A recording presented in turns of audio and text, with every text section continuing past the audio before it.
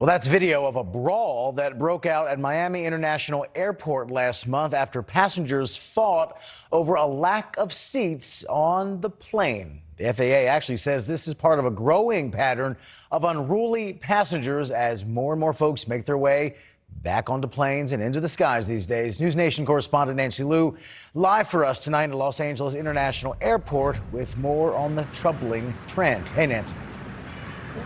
Hey there, Rob. The FAA calls this increasing number of unruly passengers disturbing. So its zero tolerance policy has been extended to September 13th to coincide with the TSA mask mandate. Tension has some passengers on heightened alert for possible fights on flights.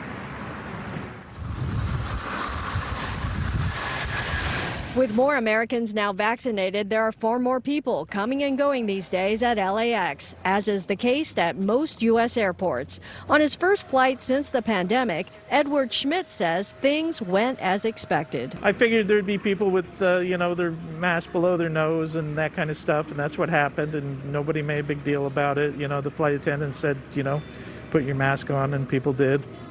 But it just... it happened over and over again, and I look at it and I go, ugh. B. Collins has flown every month for work throughout the pandemic, and she says mask compliance is generally high. It does not surprise me. I think some people are going to fight about the situation just because they're so stressed out. But in reality, masks protect you and they protect the other people, and I have no issue with wearing a mask whatsoever. Stop! But tempers have been flaring among some flyers. This fight broke out at Miami-Dade Airport just over a week ago as two groups fought over standby seating to Chicago. And there have been countless in-flight fights over masking. If we don't stand up, it's only going to get worse. This woman's tirade before a flight to D.C. prompted cheers from other passengers as federal marshals forced her off.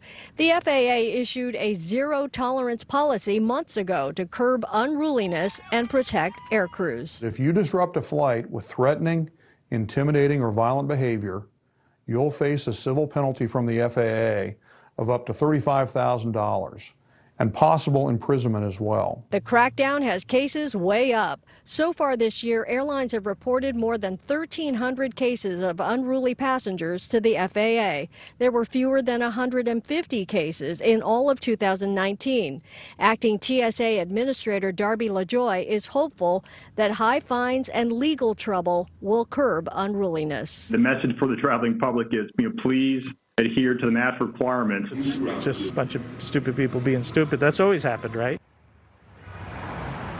Now, in thousands of incidents, airlines have been adding people to no-fly lists, and the number of air travelers is still half of what it was pre-pandemic, but it is expected to pick up sharply as more people get vaccinated and the summer travel months arrive. Live at LAX, Nancy Liu, News Nation.